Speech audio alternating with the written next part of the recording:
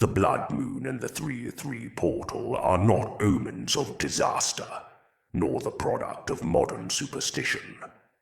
They are ancient symbols, older than any religion, older than any calendar, older even than the languages we use to describe them. When these two forces appear together, something stirs in the collective psyche. Not because the sky is sending warnings, but because the human mind recognizes patterns that have echoed through myth, magic, and ritual for thousands of years. Today, as people speak of heavy energy, sudden anxiety, or an inexplicable urge for change, what they are feeling is not cosmic threat, it is symbolic activation. The red of the moon, even when no physical eclipse occurs, awakens the memory of descent, sacrifice, and transformation. And the repetition of the number 3 marks the rhythm of creation itself, the triad that shapes the cosmos, the cycle that governs all becoming. In Hermetic philosophy, the moon is not merely a celestial body. It is the mirror of the soul, the vessel of subtle forces, the realm where the invisible becomes visible. A blood moon represents the alchemical stage of rubedo, the reddening, when the black matter of the nigredo begins to glow with inner fire. It is the moment when the unconscious rises to the surface, when the hidden becomes undeniable.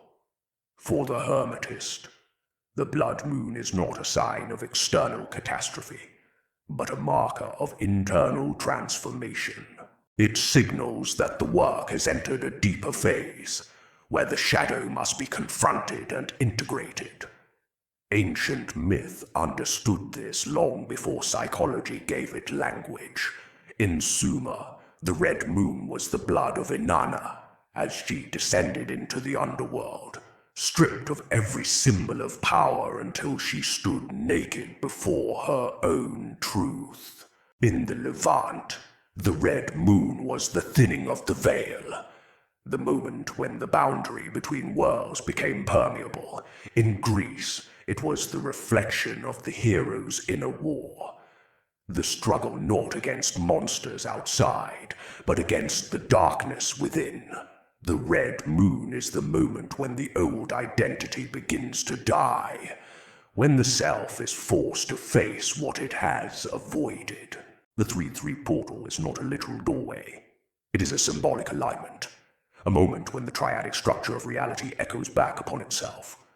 The number 3 is universal: heaven, earth, and underworld, body, soul, and spirit, birth, life, and death, past, present, and future. In the Kabbalah, it is the supernal triad, Kether, Chokmah, and Binah, the first emanation of creation. In ceremonial magic, it is the number of formation, the stabilization of force. In alchemy, it is the threefold work: nigredo, albedo, rubedo.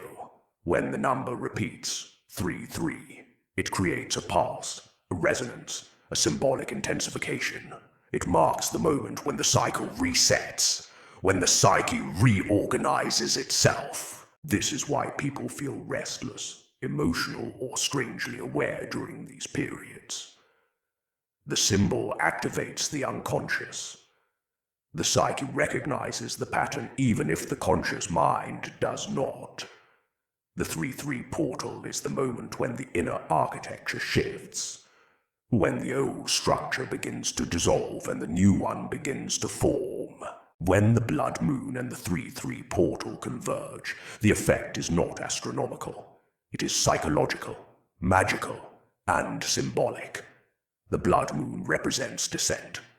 The 3-3 portal represents threshold. Together they form the archetype of initiation, descent into the underworld, confrontation with the shadow, passage through the liminal gate. This is the structure of every initiation myth: Inanna, Persephone, Orpheus, Christ, Odin. The hero descends, faces the darkness, and emerges transformed. The symbols do not create the transformation, they reveal it. In magical traditions, this convergence is understood as a moment of heightened permeability between the conscious and unconscious mind.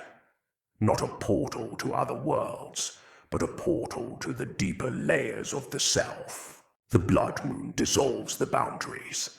The 3-3 portal reorganizes the structure. The result is a window of intensified introspection, imagination, and symbolic clarity. The magician does not manipulate external forces during such moments. Instead, they observe the internal landscape with greater precision. The true ritual is not performed with candles or circles, but with awareness, honesty, and willingness to descend. Modern culture has distorted these symbols into fear-based slogans. Headlines speak of the worst day of the year, as if the cosmos were hostile. But myth was never about fear. Myth was about transformation. The danger is not in the sky. It is in the refusal to change. When we resist the descent, when we avoid the shadow, when we cling to the old identity, the symbol becomes heavy. Not because it is negative, but because it is pushing us toward a process we are trying to escape. The shadow is not the evil part of the psyche. It is the unlived part. Everything we repress, deny, or ignore gathers there. Pain, yes, but also power. Trauma, yes, but also potential. Fear, yes, but also creativity. When the blood moon rises, the shadow rises with it. When the 3-3 portal opens, the threshold appears. The question is not whether the symbols are real. The question is whether we are willing to cross. The true ritual is internal. It is the moment when we stop running from ourselves. The moment when we allow something old to die. The moment when we accept that the cycle has turned. The blood moon marks the death. The 3-3 portal marks the rebirth. Between them lies the crossing. The silent, invisible, psychological act of letting go. Crossing the threshold is not dramatic. It is subtle. It can be a decision, a realization, a confession, a release.